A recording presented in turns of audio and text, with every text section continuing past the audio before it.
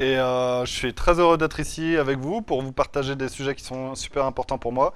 Donc l'écologie et la data. Donc comment, avec une connaissance des impacts que peuvent avoir les architectures qu'on va imaginer pour stocker nos données et la façon dont on va collecter les données, pour quels usages finaux, quels vont être ces impacts-là et comment on pourrait réduire l'impact énergétique et évidemment par la même manière le coût de stockage et le coût de possession de ces architectures. Du coup, moi, mon métier, c'est d'être data architecte. Donc, moi, j'accompagne des clients qui se posent des questions de savoir quels outils utiliser pour acquérir, stocker, préparer, visualiser leurs données. Donc, moi, je recueille leurs besoins et je leur propose des architectures qui vont répondre du mieux possible à ces besoins. Et chez Ypon, j'ai un rôle qui est Data Practice Manager. Donc, comme l'a dit Anissé, on est organisé en practice. Et dans la practice data, on est un peu moins de 40 personnes. Et on va retrouver des data engineers, des data architectes, des data scientists et des gens qui vont aussi travailler sur la gouvernance. Je travaille beaucoup sur les technologies du cloud, principalement AWS, un petit peu de GCP et de plus en plus on fait de l'Azure. Avant, on était plutôt, historiquement, on intervient plutôt sur ces technos-là, avec Cassandra et Kafka également, mais que je connais moins. Donc, jusqu'à 2016, l'état de l'art de la data, c'était Hortonworks, les suites Hadoop en général, plus des composants comme Kafka, Cassandra, et on avait vraiment assez peu d'options en dehors de ça pour traiter de gros volumes de données. Et à partir de 2016, moi je trouve que c'est à ce moment-là que les offres de services managés sur les cloud service providers sont arrivées à maturité pour nous permettre d'avoir une vraie alternative et d'optimiser justement nos architectures comme on va le voir. Et j'ai d'autres outils que je manipule de plus en plus, comme Snowflake et Matillion. Je ne rentrerai pas dans le détail de la techno, mais n'hésitez pas à venir me parler après pour qu'on rentre un peu plus dans le détail. Et même tout au long de la présentation, n'hésitez pas à poser des questions. L'objectif, c'est qu'il n'y ait pas une grosse quantité de slides, mais qu'on essaye d'interagir dessus. Donc n'hésitez pas à me poser des questions en cours de route. Donc ça, Anissé en a parlé. Aujourd'hui, on est un petit peu moins de 400. Et chaque année, on a une croissance d'à peu près 20%, uniquement une croissance organique. On ne fait pas de rachat, c'est que du recrutement. Donc ça, c'est la practice data. On a fait le Data Day la semaine dernière. Donc on a regroupé tout le monde pour travailler, préparer justement l'année 2020, savoir sur quel chantier on voulait s'investir et qui voulait prendre des rôles au sein de la practice. Et ça, c'est intéressant justement dans des équipes où on a beaucoup de liberté pour s'auto-organiser. Chacun peut s'occuper du blog, d'organiser les meet-up, des relations avec les écoles, etc. Comme je vous le disais, nous, notre spécialité dans la data practice, c'est de construire des data platforms dans le cloud public. Une data platform, c'est vraiment ce qui va avoir tous les composants nécessaires pour traiter la donnée de la source jusqu'à la visualisation, si l'usage final est une visualisation. Donc tout ce qui va être ingestion, stockage, etc. Et nous, on conçoit ça sur des missions d'architecture. On développe ça sur des missions de data engineering avec la collaboration avec la practice DevOps pour développer tout ce qui va être infra as code. Et ensuite, on accompagne les clients pour gouverner leur plateforme, savoir quelles données entrent, ce qu'ils peuvent en faire, quelle valeur fonctionnelle elle a, et ensuite comment augmenter au maximum l'usage de la donnée au sein de l'entreprise. Et enfin, on fait aussi de la data science, donc on a des docteurs en data science qui sont capables d'aller sur des sujets très pointus d'analyse, donc eux qui vont plutôt arriver quand la donnée est déjà stockée et préparée à être utilisée, et eux, ils vont travailler pour trouver comment créer de la valeur à partir de ces données-là. Donc, comment on fait d'une pierre deux coups avec des bonnes pratiques et en se mettant des contraintes qui vont nous permettre finalement d'être plus créatifs dans l'imagination de nouvelles architectures. Déjà, le principe de base, c'est d'essayer de stocker le minimum de données. On a la capacité avec les technologies Big Data de stocker des pétaoctets de données. Par contre, souvent, cette facilité-là fait qu'on va stocker des pétaoctets de données qu'on ne va jamais utiliser. Donc le premier truc sur lequel je vais insister, c'est essayons de travailler avec les métiers pour savoir exactement de quelle profondeur de données ils ont besoin. S'ils ont besoin de 3 mois de profondeur de données, n'allons pas stocker 12 ans, 30 ans, juste parce que les technos nous le permettent. Donc ça, c'est quelque chose qui est important, à mon avis, c'est vraiment d'essayer d'utiliser des formats de stockage efficaces, d'utiliser des techniques d'idéation pour justement travailler sur les use cases, de compresser les données, pas prendre des bases de données et les stocker telles quelles dans un data lake sans les compresser pour les mettre à disposition des métiers qui vont lancer des requêtes dessus et qui vont analyser tout un tas de données. Ça va coûter beaucoup d'argent et beaucoup d'énergie. Donc plutôt préparer les données pour les métiers pour qu'ils puissent, eux, accéder à des datasets qui sont déjà prêts à l'usage et avec une profondeur de données maîtrisée.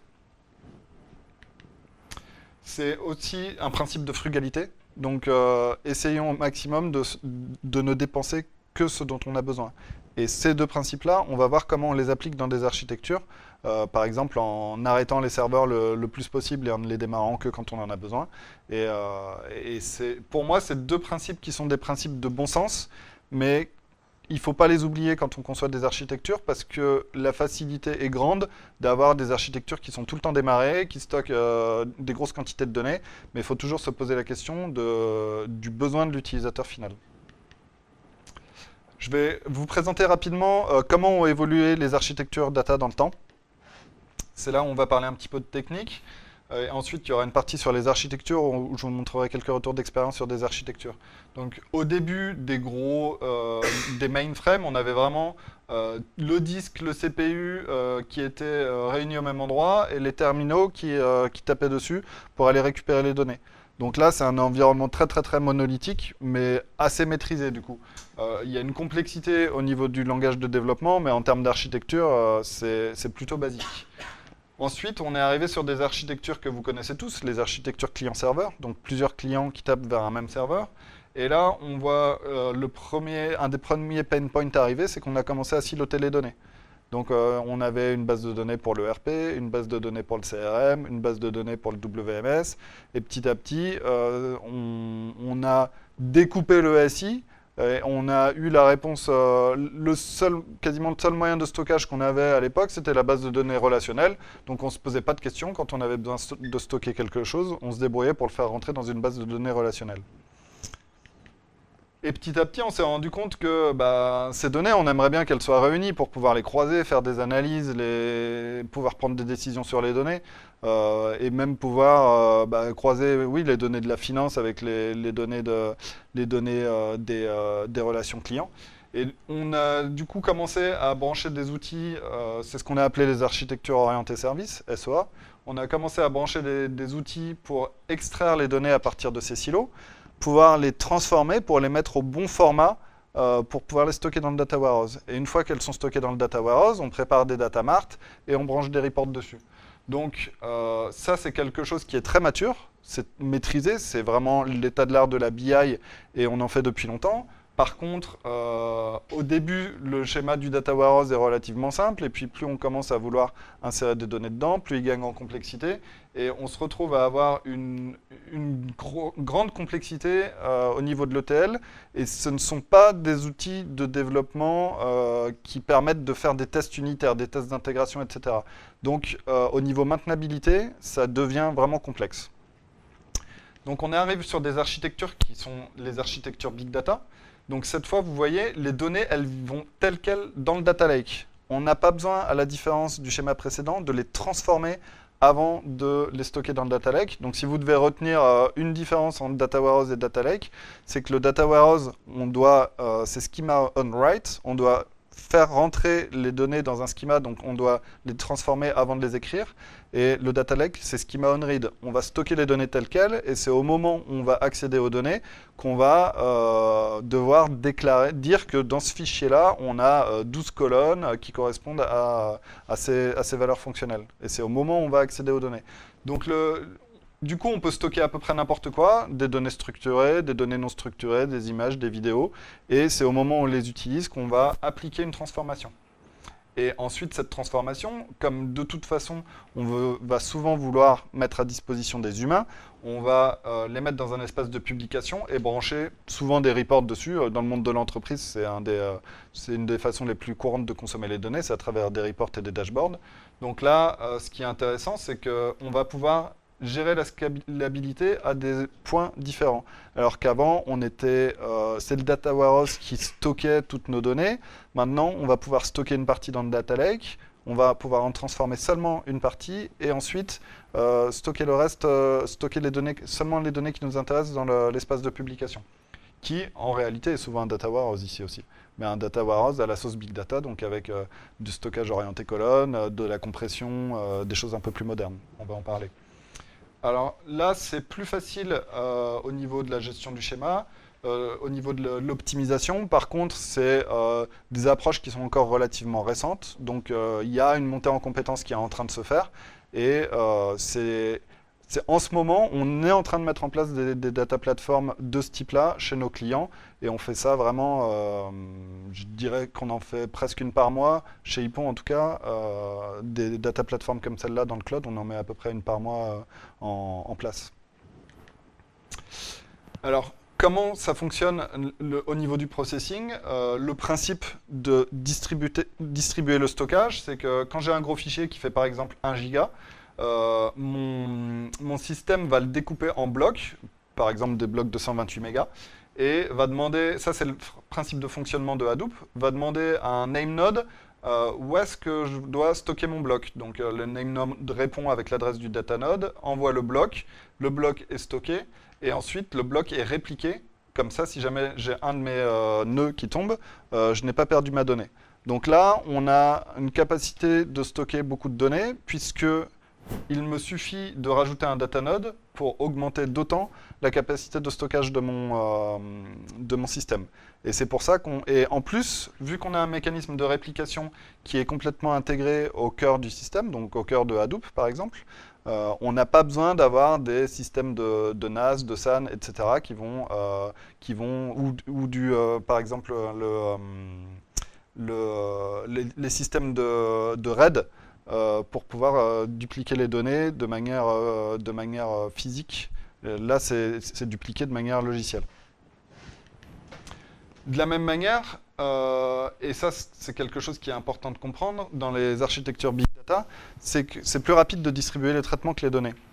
Donc c'est important d'avoir un espace de données qui soit accessible par mes moteurs de calcul, puisque mon traitement, je vais pouvoir, de la même manière, le job, je vais pouvoir le découper en tâches, c'est ce que fait Spark, et distribuer les tâches sur des worker nodes. Et si chacun de mes worker nodes est capable d'accéder au repository de données, dans ce cas-là, on peut vraiment avoir une très bonne scalabilité des traitements et découper ça de manière automatique. Là, la personne qui code ça a besoin de comprendre comment ça fonctionne, mais c'est pas à cette personne-là de choisir comment elle va découper son job. Il y a un moteur qui s'exécute, qui permet de générer comme un explain plan pour ceux qui connaissent un peu mieux le monde des bases de données, et pour savoir comment le job va être découpé et distribué sur les différents nœuds. Donc maintenant, intéressons-nous aux données et voyons ce qui va nous intéresser sur les données. Donc, si on devait les classer en 4 catégories, il y a les datas qu'on analyse déjà aujourd'hui. 95% du temps où j'interviens, c'est sur des données qui sont dans des bases de données. C'est les données qu'on maîtrise le mieux. Et vu qu'on n'a pas encore terminé de les analyser, on en est encore là, en France en tout cas, dans le monde de l'entreprise.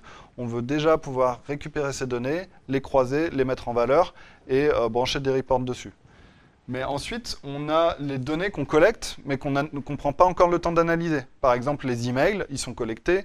Tout ce qui va être produit en termes de documentation, en doc Word, PowerPoint, etc., c'est des données qui sont collectées, stockées quelque part, mais on ne les utilise pas encore pour extraire de la donnée à partir de ça. On a la capacité de le faire, mais en général, dans le monde de l'entreprise, quand on pose la question « Est-ce que vous analysez vos PDF, vos emails, etc. ?» La réponse est non. Il y a les données qu'on pourrait collecter, mais qu'on ne collecte pas. Typiquement, les appels à un call center. Des fois, c'est enregistré, des fois, ça ne l'est pas. Pourtant, ça peut porter de l'information. Et ça peut être des interactions des utilisateurs avec le web. Donc ça, on sait que les sites marchands le font souvent. Mais dans les applications d'entreprise, on ne collecte pas forcément le clickstream pour l'analyser après et comprendre un peu quel est le comportement de l'utilisateur. Et enfin, il y a les données qu'on appelle des fois open data, mais qui peuvent être aussi loin d'être open, qu'on va par exemple acheter à des fournisseurs qui récupèrent par exemple les sorties de caisse, les consolident et revendent les datasets à des clients finaux pour qu'on puisse analyser le comportement des acheteurs dans les supermarchés. Et ces données, on peut les ranger aussi en 3 catégories. Donc les données structurées, tout ce qui vient des bases de données, par exemple également les fichiers CSV. Donc là, la structure, elle est imposée au niveau du schéma du fichier. On a aussi des données qui sont semi-structurées, donc JSON par exemple, qui peut être assez simple ou très imbriqué et qui porte lui-même son schéma, et ainsi que des logs ou des données de capteurs qui viennent avec un timestamp et une payload qui est souvent du JSON, mais qui peut être du texte.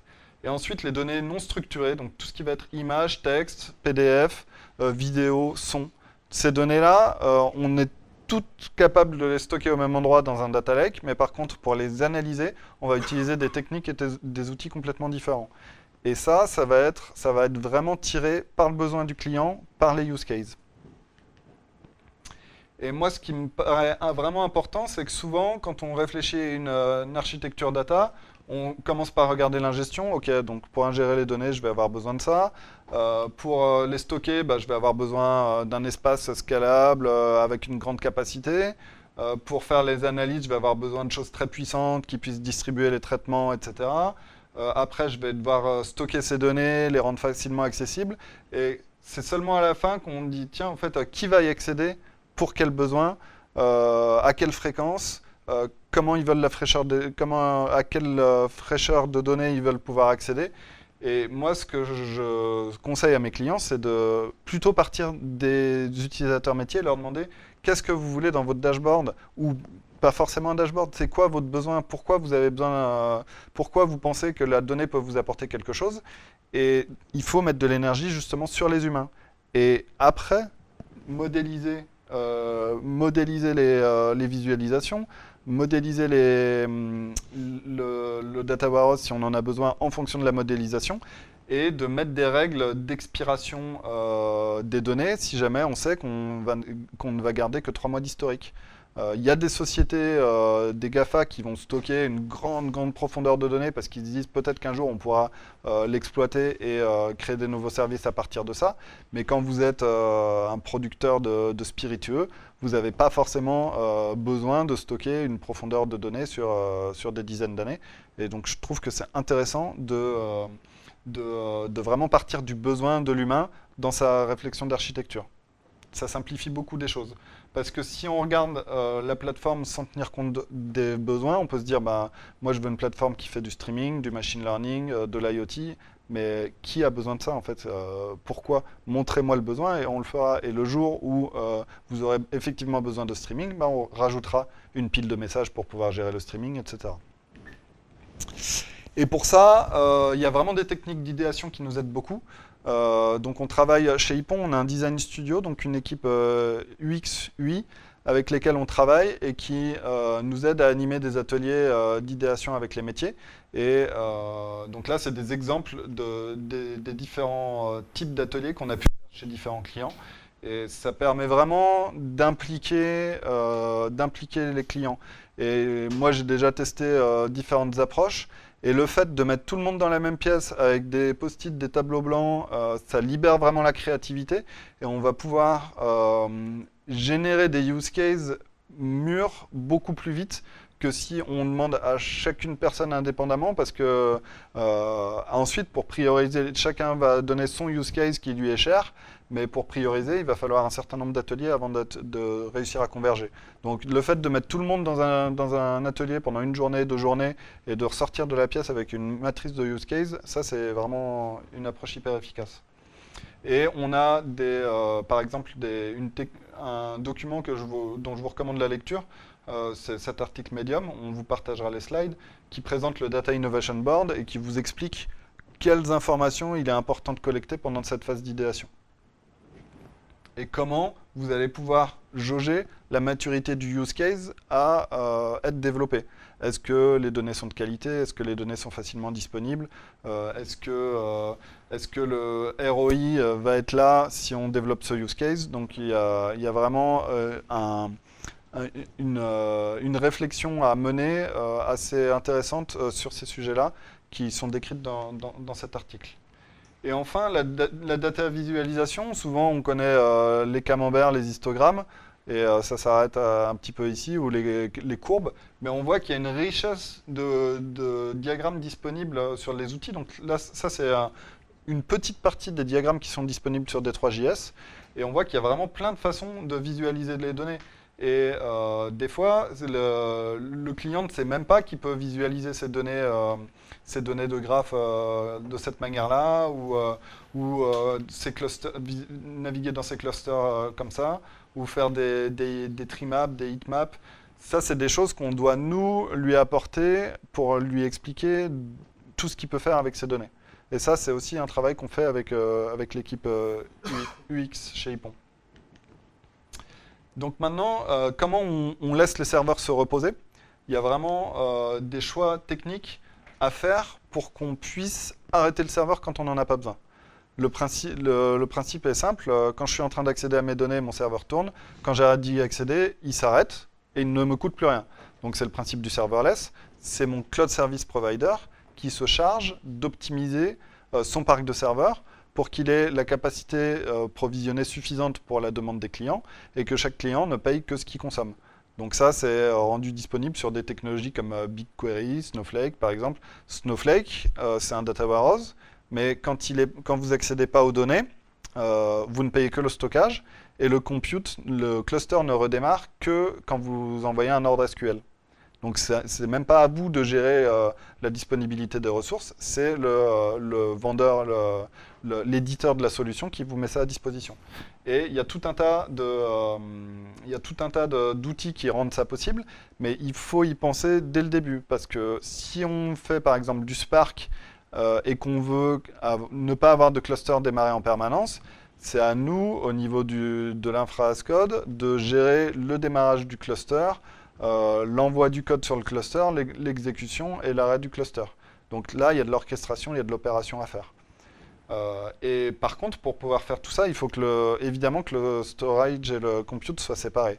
Avec Hadoop, on avait souvent le stockage et le processing sur les mêmes serveurs.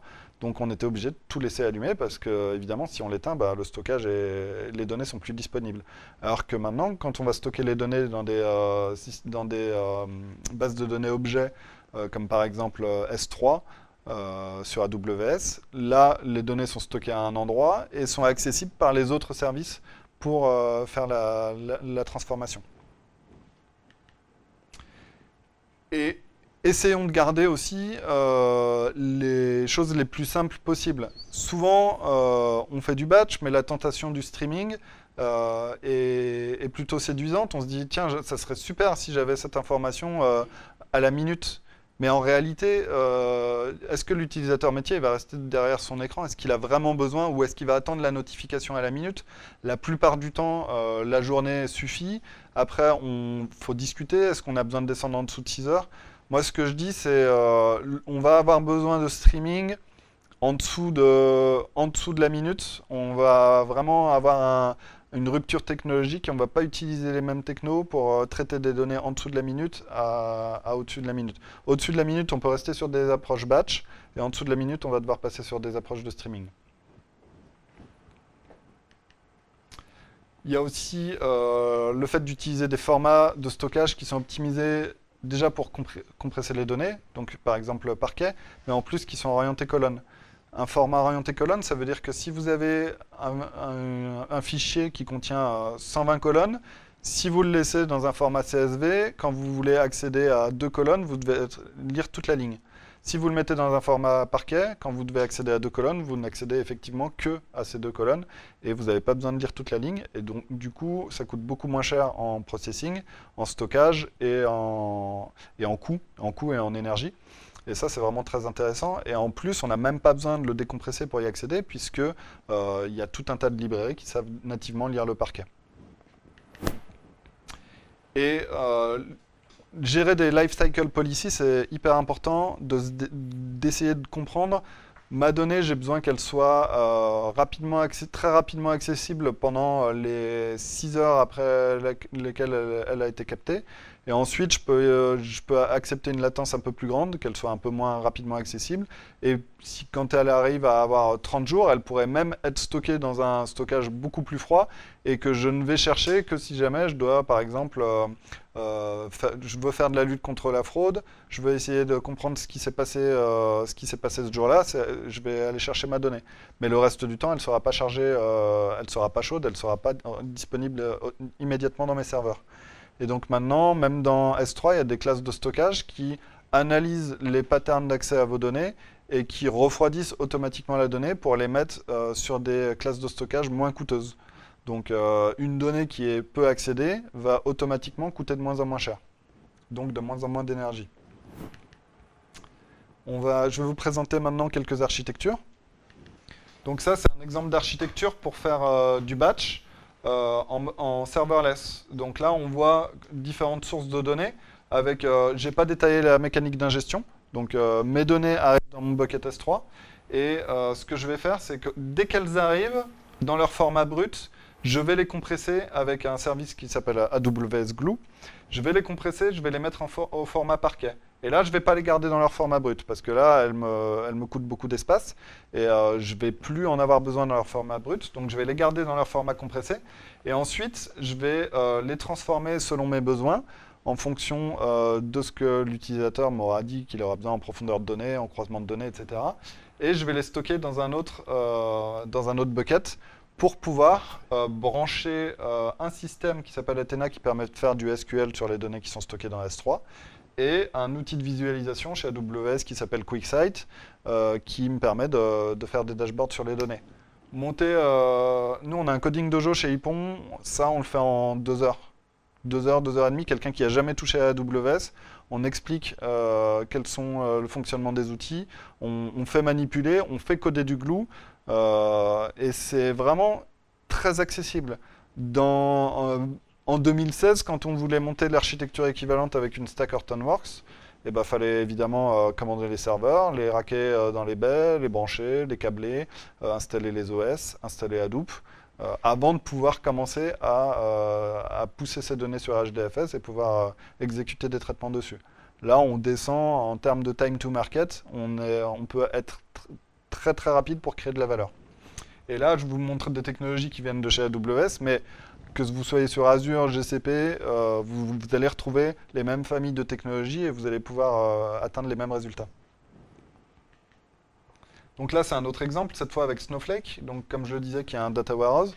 Donc là, on serait éventuellement sur des volumétries plus grosses. Donc je pourrais utiliser une base de données Snowflake pour faire mon stockage, utiliser un service qui s'appelle Matillion si jamais je suis face à un client qui n'a pas une armée de data engineers qui sont capables de faire du Spark à l'état de l'art.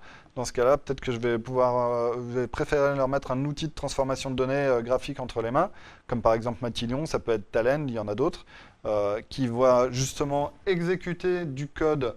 Donc là, c'est pas complètement serverless puisque lui tourne sur un EC2, mais lui, il va pousser du code SQL sur Snowflake, et c'est pas lui qui fait le processing, puisque c'est un ELT, donc il fait l'extract, le load avant de faire le transform.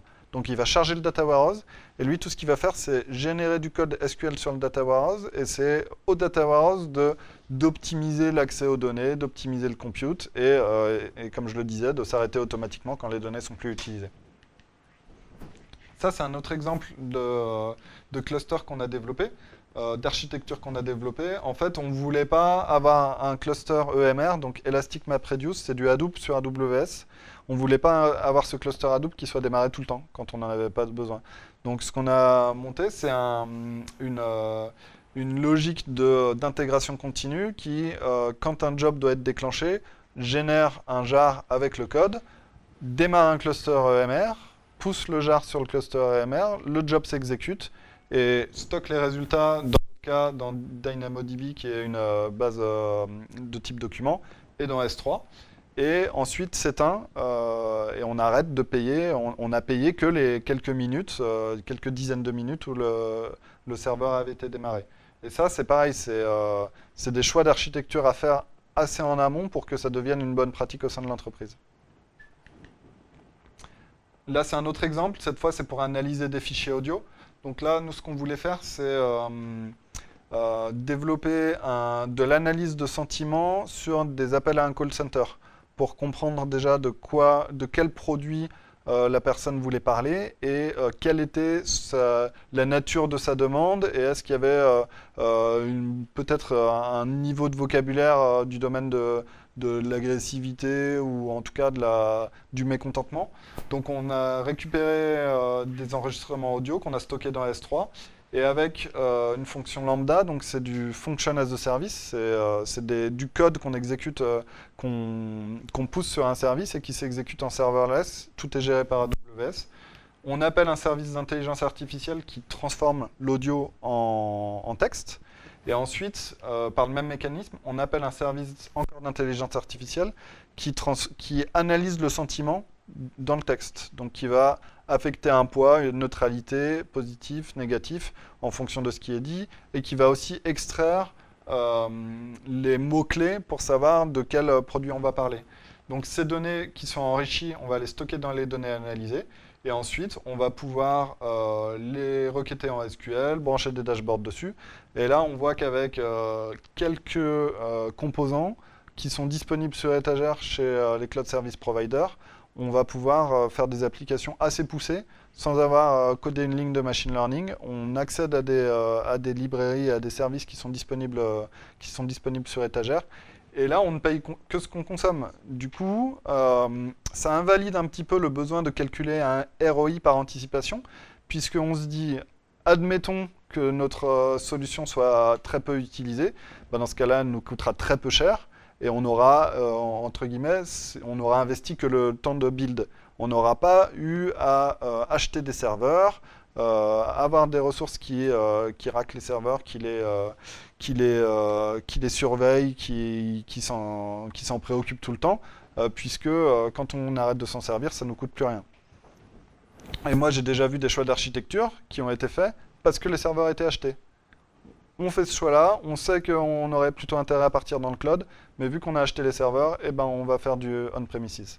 Ça, je pense que l'histoire montre que c'est pas une très très bonne approche et qu'il faut essayer de faire du cloud quand on peut, quand le business de l'entreprise le permet, puisque ça va énormément simplifier la vie de beaucoup de monde et on va tout de suite pouvoir passer du temps à monter des services comme ça, plutôt qu'à installer des systèmes d'exploitation et des suites logicielles sur les serveurs.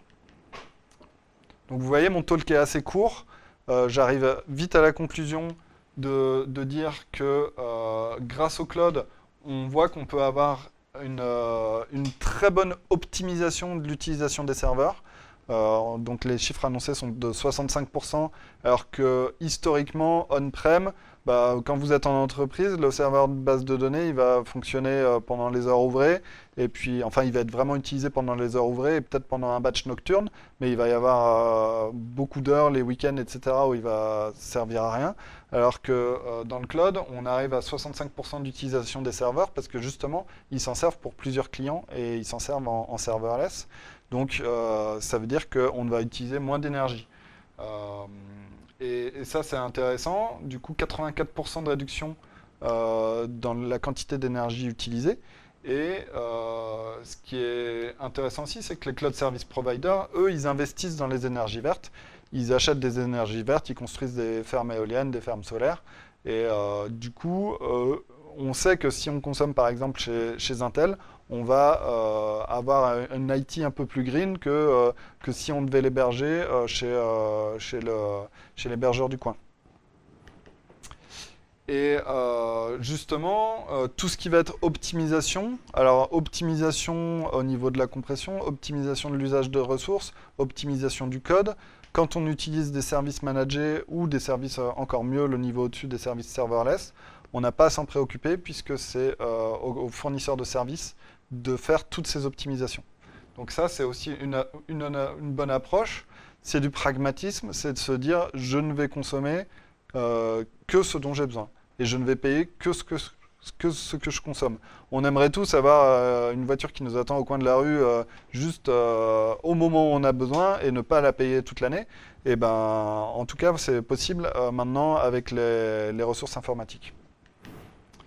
Et ce qui est intéressant, c'est qu'en se mettant cette contrainte, de se mettre la contrainte de tout ce qu'on a vu avant, j'arrête mes serveurs, je compresse mes données, etc., on va se dessiner une espèce de stratégie en se disant, tiens, bah maintenant je sais que je vais commencer par l'idéation, je vais travailler beaucoup avec les métiers, je vais les impliquer, je vais les éduquer pour qu'ils comprennent ce qui est possible de faire avec les données. Et après, je vais travailler avec toutes les équipes techniques, je vais imposer à tout le monde usage du serverless obligatoire. Si vous voulez utiliser quelque chose qui n'est pas serverless, c'est sur dérogation. Et là, on arrive à des stratégies qui deviennent intéressantes pour l'entreprise parce qu'on va vraiment pouvoir réduire les coûts, ou en tout cas, si on ne les réduit pas, ça veut dire que ce qu'on paye, c'est qu'on en avait vraiment besoin. Et on n'a pas fait d'over-provisioning.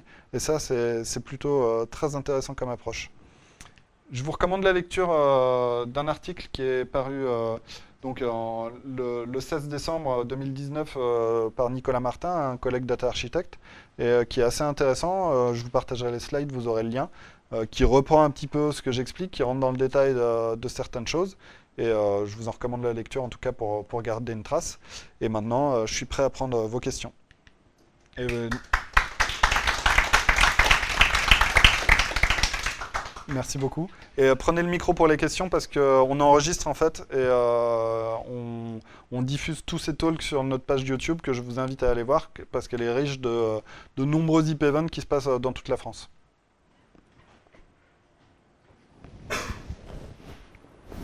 Tiens, Anissé. Bonjour, ça marche bien là? Ouais. Nickel. Bon, bah déjà, merci beaucoup pour le talk. Et j'avais une petite question. Est-ce que, au niveau de la pollution écologique du numérique, là vous parlez des mises en place au niveau serveur, et j'ai vu le nom Green IT qui était sorti, et ils ont aussi publié des études qui visent à montrer que la pollution écologique vient surtout de la production de terminaux, que ce soit téléphone, ordinateur, tablette. Et du coup, est-ce que la digitalisation de tous les clients, finalement, il n'y a pas un effet rebond derrière ça, où ça va créer de plus en plus de plateformes numériques, et donc les gens vont utiliser de plus en plus de terminaux, et qu'au final, on ne se retrouve pas par quelque chose qui va être contre-écologique par l'effet rebond de la digitalisation à outrance. Voilà. Non, mais la question, elle est très intéressante. Et l'effet rebond, il est clairement là. Mais dans cette partie-là, moi, je m'intéresse vraiment à l'architecture qui va héberger les données. Donc, le fait d'utiliser justement des cloud service providers qui mutualisent les ressources pour plusieurs clients, alors qu'avant, j'avais besoin d'acheter mon serveur, ma base de données, etc. C'est ça qui va permettre de réduire la production du nombre de serveurs. Et de tous les composants, qui vont être dans le data center, puisqu'ils vont être multi-tenantes. Mais c'est vrai qu'après, ça va être aussi dans les codes de l'entreprise. Est-ce que j'ai besoin d'avoir un laptop plus un PC fixe ou là, j'ai pas vraiment de réponse par rapport à ça. C'est sûr que la multiplication des terminaux fait qu'on va utiliser plus de services et j'ai pas. C'est presque de la conscience individuelle de se dire est-ce que j'ai besoin de ma smartwatch, plus de mon smartphone, plus de mon... Mais il y a une responsabilité aussi au niveau des entreprises de proposer de plus en plus de plateformes. Ouais. Ok, bah voilà, c'était ma question, je voulais juste savoir.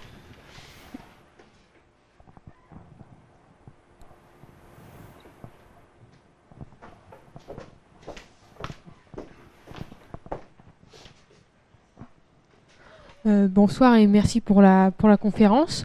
Vous nous avez expliqué les techniques actuelles.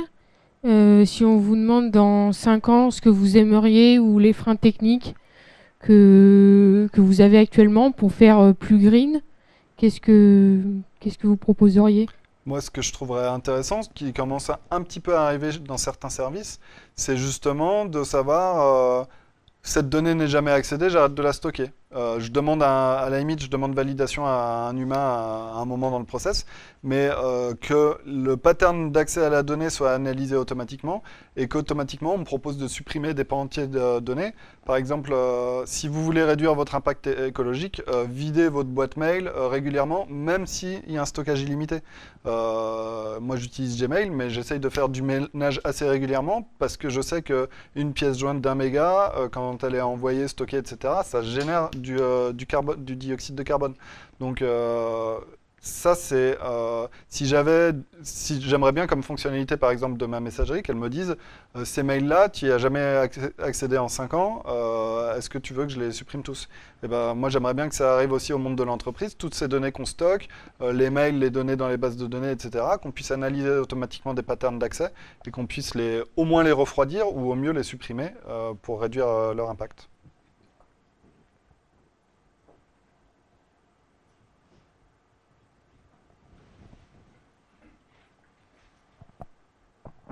Merci pour ta conférence, du coup. Du coup, tu nous dis qu'il vaut mieux utiliser les cloud providers à monter des racks de serveurs, etc. Mais du coup, tu as dû sûrement rencontrer des entreprises qui ne voulaient pas mettre leurs données sur les cloud providers.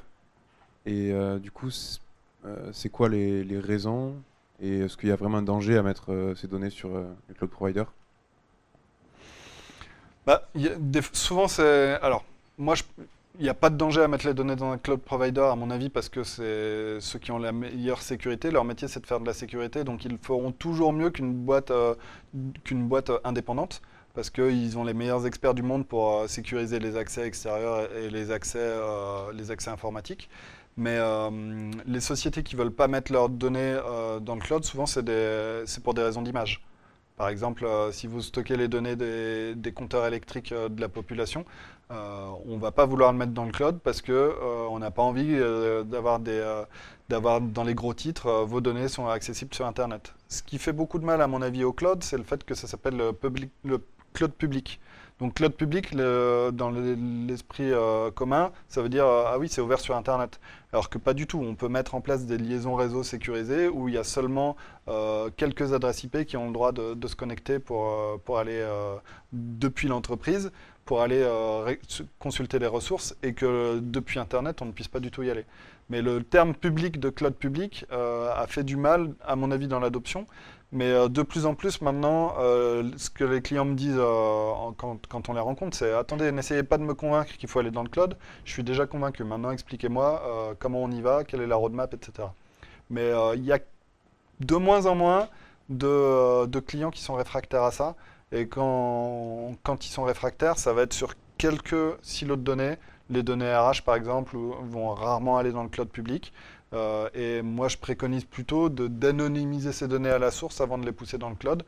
Comme ça, on peut se protéger de situations qui pourraient être néfastes. Mais maintenant, on retrouve des banques, on retrouve des systèmes de santé. Toutes les homologations existent dans le cloud public pour stocker tous les types de données. Merci.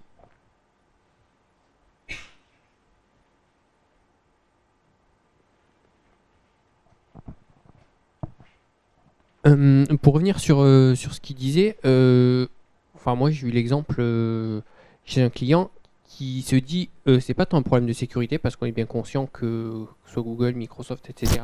ils savent mieux en faire que probablement n'importe qui, mais c'est plus un problème d'accès volontaire où justement une entreprise se dirait j'ai un intérêt à aller voir les données que quiconque va héberger chez moi et du coup ce serait plus une faille entre guillemets interne. Et c'est ça que j'ai vu qui refroidissait certains clients. Est-ce que vous pensez que ça peut arriver ou... Alors, moi je connais plutôt la partie AWS et ils expliquent en long, en large et en travers comment ils protègent les données et comment l'accès interne est absolument impossible. Déjà vos données sont chiffrées et même si vous gérez, si vous laissez votre cloud service provider chiffrer les données avec ses propres clés de chiffrement, il n'y a jamais un être humain chez le cloud service provider qui a accès à la clé privée. Donc je pense que vraiment c'est une impression de se dire tiens mais je suis un retailer donc jamais je vais aller mettre mes données chez Amazon. Amazon, le jour où, ce que dit Amazon, c'est qu'on est à une faille de sécurité de faire faillite. Donc eux, ils mettent jamais, si quelqu'un un jour apprend que quelqu'un d'Amazon a accédé à ces données, tout le monde va se sauver. Donc ils vont pas s'amuser à faire ça. Pour moi, ça ne pourra pas arriver, quoi. Ok.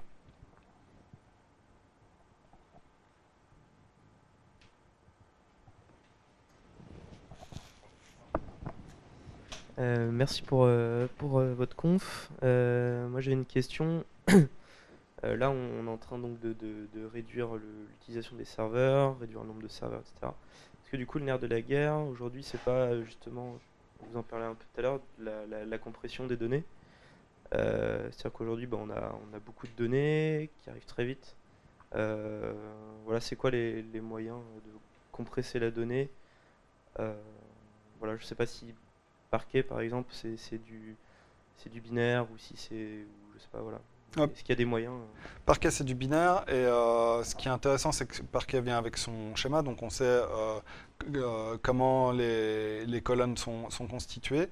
Ça peut être multipart, et ce qui est intéressant, c'est qu'il y a des formats maintenant open source qui arrivent au-dessus de Parquet pour stocker toutes les métadonnées sur un log de tout ce qui s'est produit dans le fichier. Et du coup, on va pouvoir faire du transactionnel avec les données qui sont stockées dans Parquet.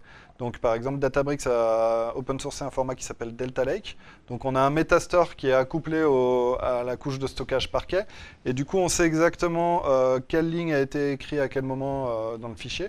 Et on peut exécuter à la fois des flux batch et analyser aussi les données en streaming dès qu'elles arrivent. On peut gérer du time travel à l'intérieur des données. Donc les formats de données compressés deviennent de plus en plus riches.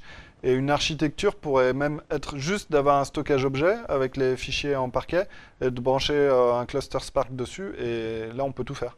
On peut faire du SQL dessus, on peut faire du streaming, on peut faire du batch, on peut faire du machine learning. On a une espèce de framework couteau suisse qui nous permet d'adresser à peu près tous les use cases. Le seul ticket d'entrée, c'est la formation des développeurs. Mais ouais, les formats, compresser les données dès qu'elles arrivent, stocker des données au format CSV qui soit ni gzip ni au format Parquet, faut l'éviter, puisque c'est un non-sens vu qu'on a des capacités de très simplement réduire la taille et optimiser les accès par les formats colonnes.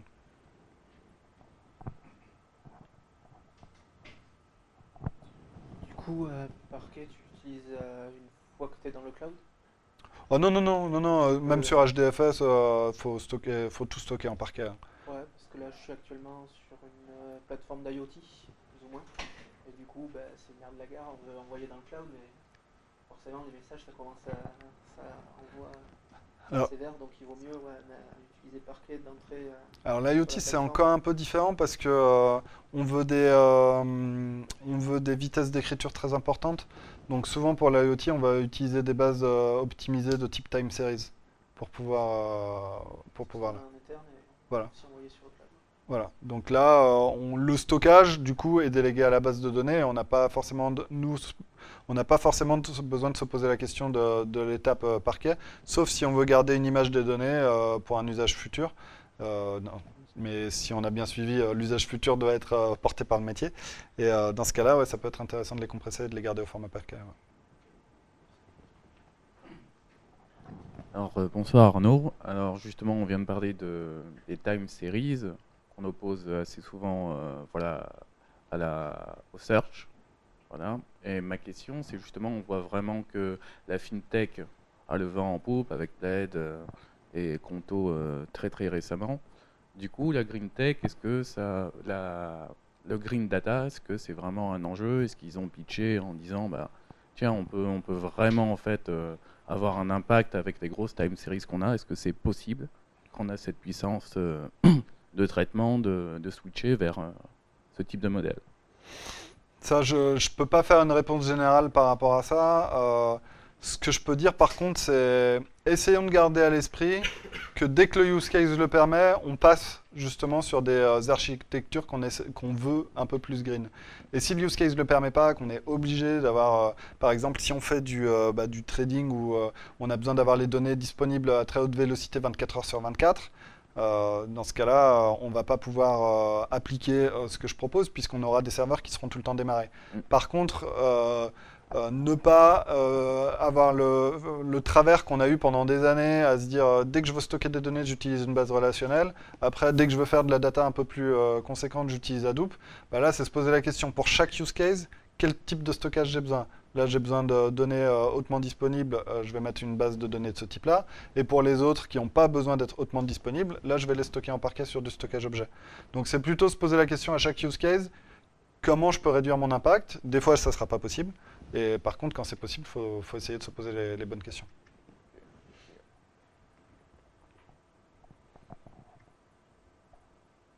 Merci à tous. Alex. Est-ce que tu peux nous donner quelques exemples de transition énergétique qu'on fait par exemple les GAFA ou d'autres sociétés ou anecdotes intéressantes?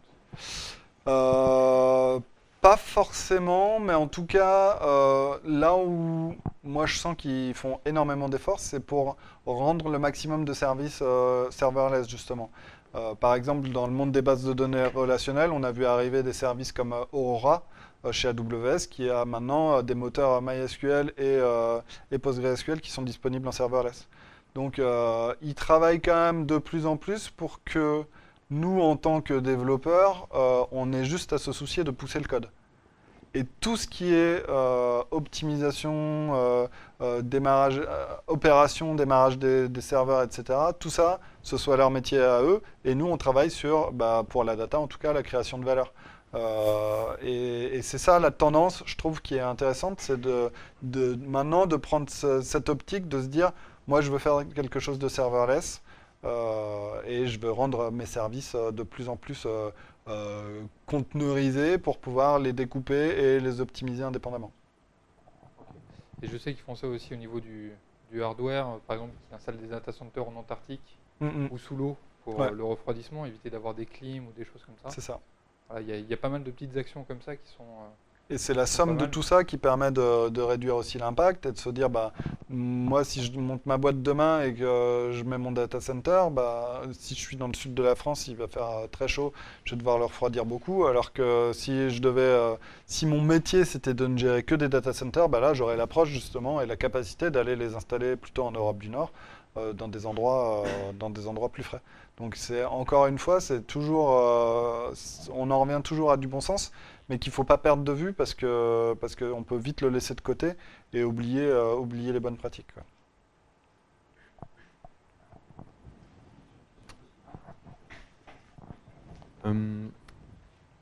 Si on compressait toutes les données du monde entier, ça diviserait par combien le nombre de serveurs qu'il y a dans le monde entier, quoi. À peu près. Je donne ma langue au chat, je sais pas comme ça, mais juste pour vous donner une image. Un ordre de grandeur peut-être. C'est un facteur 9. Le format parquet, c'est un facteur 9. Il y a des formats qui sont encore plus compressés quand on n'a pas besoin d'y accéder en colonne, etc. On peut monter à peut-être 12, etc. Il y a des ruptures, par exemple Hadoop. Hadoop, jusqu'à la version inférieure à la version 3, le facteur de réplication était de 3, donc chaque donnée était stockée 3 fois pour justement garantir la résilience. En cas de panne d'un serveur, je ne perdais pas ma donnée, et même de 2 serveurs, je ne la perdais pas. Et maintenant, ils arrivent avec des calculs de hash à la stocker seulement 1,3 fois.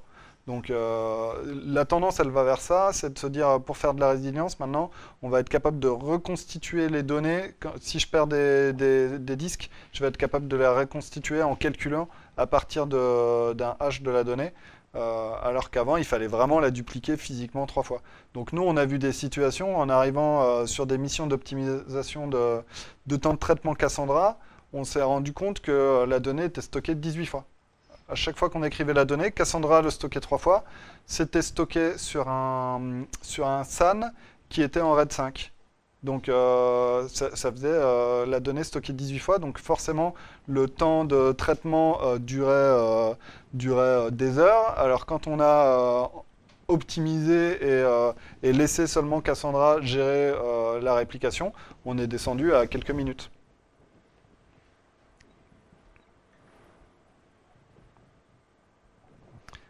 Merci à tous. Ah, pardon. Ouais, désolé, j'en ai une dernière. Je voulais savoir, la majorité des technologies serverless, on voit que quand on choisit laquelle utiliser, finalement, il n'y a pas beaucoup de choix et généralement, on se tourne vers les GAFA. Le truc, c'est qu'utiliser des technologies comme ça, il y a aussi le problème que ça augmente la dépendance à des services plutôt qu'à des technologies. Et du coup, on forme des développeurs à savoir utiliser des plateformes sur lesquelles ils cliquent sur des boutons. Et est-ce que ça n'a pas un penchant un peu dangereux, le fait de dépendre d'une seule unité? C'est toujours un trade-off qu'il faut mesurer, se dire ça me coûte beaucoup moins cher, c'est beaucoup plus simple à développer, mais j'ai un lock-in. Plutôt, versus ok, je prends que des technos open source, mais par contre je dois opérer mes serveurs, opérer mon orchestration, etc. Et donc c'est toujours un choix de se dire ok, j'accepte de payer plus cher pour avoir mon indépendance, mais c'est un choix qui doit être mesuré. C'est quelque chose qu'on fait dans les études d'architecture. On explique, si vous prenez ce composant-là, vous êtes locké au niveau de l'usage de ce produit. Par contre, si vous prenez ce composant-là, il est un peu plus complexe à utiliser, mais si vous voulez changer de cloud service provider, vous pouvez. Ou si vous voulez venir on-prem, si vous faites du Spark dans le cloud, vous pouvez prendre votre code Spark et venir on-prem. Donc c'est des choses qui sont possibles. Mais c'est vraiment, faut prendre les décisions en connaissance de cause. Ok, donc du coup, il y a aussi des gros avantages financiers à faire ces choix-là. Ouais. L'avantage financier est énorme. Ouais. Vraiment énorme, quoi. Et des fois, il y a aussi des enjeux qui sont presque des enjeux sociaux d'entreprise, parce que les gens qui étaient les ops, dont le métier c'était de gérer les astreintes le week-end, etc., qui se disent si on va dans le cloud, je vais plus faire mon métier de la même manière, je vais plus être d'astreinte, éventuellement ça peut m'enlever une partie de mon salaire. Comment on accompagne vers cette rupture de la culture DevOps, quoi. Et tout ça, c'est des sujets qui peuvent nécessiter de l'accompagnement au changement. C'est pas uniquement des sujets techniques. Ok, merci. Et si vous avez toute autre question, je vous invite à me les poser pendant l'apéro. Merci.